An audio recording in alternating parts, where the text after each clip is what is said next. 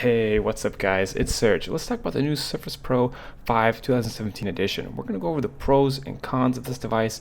We're going to talk about the sound, the temperatures, and we're even going to do a gaming test on this machine to make sure that this machine runs really well. First thing we're going to do is we're going to do an unboxing. Let's take a look. Ah, there it is. Awesome piece of tech. Alright, let's put this off to the side. Let's take a look at the charger. So one thing about me is I always get extremely annoyed when there's an ugly charger involved. I like my chargers to have good quality, I don't want them to break down, and I don't want them to be big and bulky. This one here made by Microsoft is actually really nice. Very well balanced design and even incorporates magnets. I'll talk about that later in a second. Basically it comes with two pieces, you plug them in together. Microsoft also provided a quick start guide and some warranty information, nothing too useful here. Information about like which buttons to push and how to set up your Surface Pro. Alright, let's unwrap it and take a look. The first thing that comes to mind is how light this machine really is. It's extremely light and thin, and it's really durable. Weighing in at just 1.7 pounds for the i7 model, I gotta tell you, they really outdid themselves with this design. It's really nice and light. One of the main differences between this one and the Surface Pro 4 is the curvature. It feels a lot more like an iPad. I also like what they've done with the variable hinge. Pops out in the back and you can actually sit the tablet up and you can customize it how you want. So let's say you have the keyboard plugged in. Here's what the Surface Pro 1 looked like, the 2, and then here's how far out the 3 goes. And then the 4 provided some variable flex, and the 5 allows you to go even further, about that much. It's really impressive what they've done with that hinge. It also is really nice for drawing because it pops out like a canvas and then you can draw on it and then you can change it if you need to. We got an auxiliary port, power, volume rocker, mini display port, USB, and then we got the charger. This thing is absolutely amazing. I love this design. Pretty much nobody has magnetic chargers anymore. It doesn't make any sense. This is an anti-trip cord, so if you trip over it, it just comes right out. It's easy to plug in, easy to unplug. It saves lots of time, and it makes your device a lot safer. Alright, let's talk about gaming. How well can this machine game? Well, even though it has integrated graphics, it can actually game pretty decent. You'd be surprised to know. Here I am playing League of Legends with maxed out graphics. We're on 1080p and it's running really well. We're getting 60 FPS and this is not a game you're going to need to worry about at all. However, Grand Theft Auto 5 was another story. With Grand Theft Auto 5, if you tweak the settings just right, you can actually get the game to work. Sure, it's not going to look purely amazing at 800 by 600, but you can get an achievable 30 frames per second while gaming.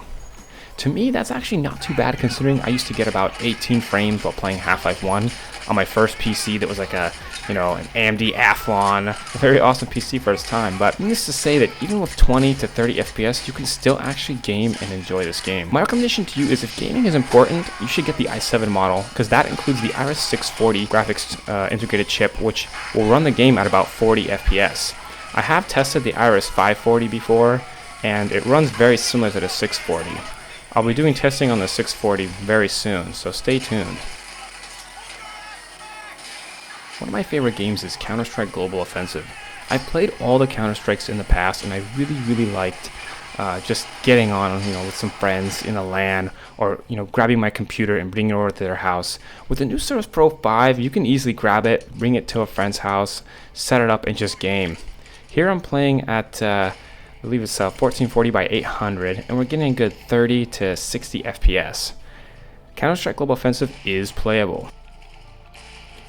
Team Fortress 2 had a little bit more troubles but was still playable. I still enjoyed it. There is something to note that you guys should know. If you're going to be using a wireless mouse, make sure you get a USB hub because the wireless mouse causes the Wi-Fi to lag. Lags itself, so you have a laggy mouse with laggy Wi-Fi, and that's no good. So definitely get yourself a wired based mouse with a hub. I'll have some links in the description below if you guys are interested. Rust was kind of another story. It really didn't perform too well, which was very disappointing, even reducing graphics and reducing performance. Here's this player named Jerry. He was telling me to kill him. It's pretty freaking hilarious. Can't believe this guy. Literally, I just connected and he's already trying to tell me to kill him. Makes no sense. Kill me. Get your rock. see this? Yeah, and then hit. So Rust is going to be unplayable no matter what you do, no matter what you tweak. It's going to be a very, very tough game to play. The system doesn't have enough RAM. If you can, get the 8GB version and get the i7, and you will actually be able to play Rust pretty good. I'll stand still for you. Go on. Hey. Come on. Hit me again. Come on. Come on. Come on, man. Kill me.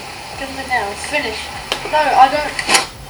Microsoft really outdid themselves.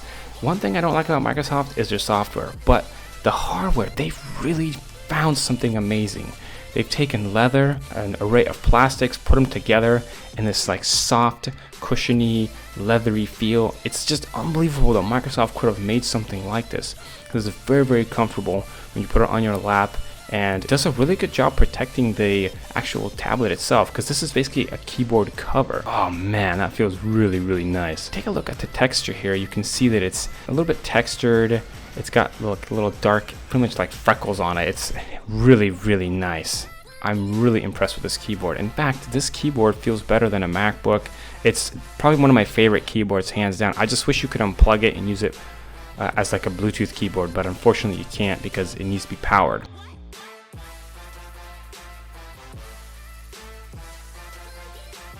Here at the front, you see this is a magnetic connection insertion point. You can slide it up, and those connectors connect, and then it powers on the keyboard. Let me show you how this works. About 1 inch above from the keyboard, and it'll just automatically connect. Then you have this second position you can flip the keyboard in, and it gives it extra stability.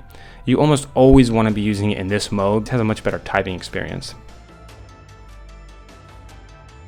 Microsoft has stumbled upon something really special with these keyboards. There's nothing like it. It types well, it has no weaknesses. Here I'm testing the key travel just to see what it's like, and I'm also checking to see how much flex happens within the keyboard. The keyboard actually does flex a little bit when you type, but this flex actually feels nice. It's like a feedback mechanism that tells you that you're typing well, kind of like a mechanical click, but this is like a mechanical bounce. It's really, really nice. Something that not all 2-in-1s have is a backlit keyboard. The one on the Surface Pro 5 actually is backlit very well. However, there's one thing about it is that there's some light bleed around the edges of the keys, which some reviewers say that that's kind of like a low quality feature, but to me I think it's actually not too bad. It works well. The trackpad is another thing that Microsoft nailed really, really well. It clicks well, it's fairly large, it's actually pretty wide, so when you're scrolling around you're able to scroll freely. It's got gesture support, so you can do 2-finger scrolling up and down. They did a really nice job with it. When you're not using the keyboard, you can actually touch the screen. That's one of the benefits of having a 2-in-1, is that it's actually a keyboard and a laptop at the same time. With the current screen technology, the 2700 by 1800 gives you roughly around 260 ppi, which is not too bad for a computer. It does have the aspect ratio of 3:2, which kind of reminds you more of like a piece of paper. And I think they were kind of doing this on purpose because they wanted it to be more like a artist's tool. Because artists draw on paper, they do things on 3x2, so it kind of does make sense. One thing that Microsoft has always struggled with was the glare with these screens. I don't know why they make them so glare based. However, one thing I like about them is the colors look really nice, and it's IPS, so that means you can look from many different angles and you'll still get the full colors. It means they're not going to fade like a normal LCD panel. They also have a nice thick edge around the sides here, this black edge you can see. It allows you to pick up the tablet in tablet mode and not interact with the screen and actually use it like a tablet. At the top here we have a sensor bar, camera, and a microphone. And there we have some speakers on the right there. You saw them on the left earlier. These speakers are really nice. Microsoft's done a very good job incrementally improving them on their 5th version.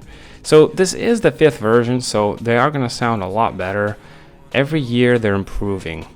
I have no complaints about these speakers. The bass is good, it sounds very crisp. There's just no issues whatsoever. One interesting thing to note about this device is when you sit down, you have to go through this deploying procedure. It's a little odd at first. You got to pull out the keyboard, then you got to pop out the hinge, and you have to adjust the screen a little bit, and then you're good to go. So it really does operate a lot more like a laptop than a tablet. However, when you want to use it as a tablet, you can, and that's kind of the whole point of a 2-in-1. But the setup time with 2-in-1s seems to take a lot longer than a conventional laptop. Take this for example. But because it's a 2-in-1, it's exceptionally portable, and that's something I really like. I like knowing that I have versatility. But at what cost? Here's what it's like using it without the keyboard.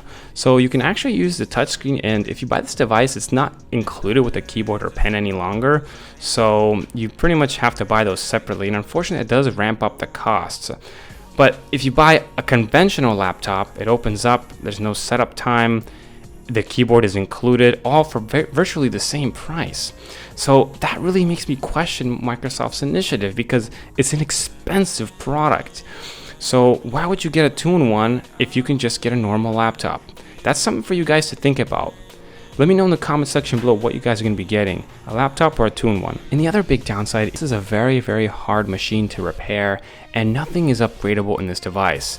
Unlike last year where you can upgrade the SSD, this time you can't even do that. Thing is, this machine was never designed to be upgradable, but again, I feel like it's very expensive for 128 gigabytes, only 4 gigabytes of RAM for around $1,000 with no type cover.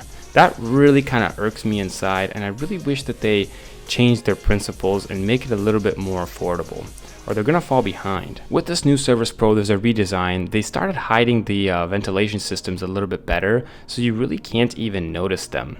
On top of that, it's a little bit quieter, which is quite nice, and the device itself actually cools a lot better. I recall in the past when I used to game, I used to get around 45, 46 Celsius, and this time around it's staying around 40 and under, and it's really not getting that hot. So I gotta give Microsoft props for actually making it cooler. However, I wouldn't really mind extra noise for an additional fan. I really liked the Surface Pro 2 because it had 2 fans and it never really thermal throttled. Now, ever since they added 1 fan, there's thermal throttling, which is an annoying phenomenon where the CPU and GPU downclocks to keep the system cool. And I did notice this while doing a little bit of gaming. Another thing to note is since it's a 2-in-1, the heat is going to be mostly in the screen and in the back of the device as opposed on the keyboard. And this is actually a nice feature about 2-in-1s. So the question is, should you get the new Surface Pro? Well, it really depends. If you have the money and you like the 2-in-1 concept, I think you should definitely get it because the 2-in-1 concept is pretty cool. It does give you that versatility that we talked about earlier. But the thing is, it's a little bit expensive for kind of what you're getting. For around $1,000, you can usually get about 8 gigabytes of RAM as opposed to 4. And in this case, you'd be able to open up double the applications on your computer as opposed to just having only 4 gigs. So, you know, it really depends. Does that matter to you? And are you a content creator? Because if you're a content creator, like if you program, or if you're doing some kind of visual art, videographer, or, architecture, if you're doing anything like that, or 3D modeling and rendering, then you absolutely need to get yourself an 8 gigabyte version of this bad boy right here. But the thing is, you can do almost everything with 4 gigabytes. The only downside is you're gonna run into some slowdowns that you can notice. Like for instance, during gaming, you'll notice some slowdowns, and the fact that you only get Iris 620 on the base i5 model. But as soon as you start ramping up the specifications, you're pretty much going to be spending about $1,600, almost $2,000 just for an i7 processor and extra RAM, when there's a lot of competitors out there that are already doing it for cheaper. Like for instance, Razer Blade will give you 16 gigabytes of RAM and an i7 for around $1,600. So you almost start to wonder, is this really even something I should be getting? So if you like it and if you like the design, I think it's worthwhile, because there's really nothing kind of like it. There are some tablets out there, but quality-wise, the quality just kind of isn't there. So because Microsoft gave you that quality, like this amazing keyboard, which you're just not going to find anywhere, they made some compromises in the specifications department, and that's kind of how you're paying for it. The high price and the lower specifications. But nowadays, when you're not a content creator, the base model, even the Core M model, is going to be good for just about anybody. So realistically, I think it doesn't really matter which one you get, because they're all going to be good. I wanted to thank you guys for watching, and if you have any questions, do comment down below, because I will be replying to all comments. And I want to thank you guys, and I hope to see you in the next one. Cheers.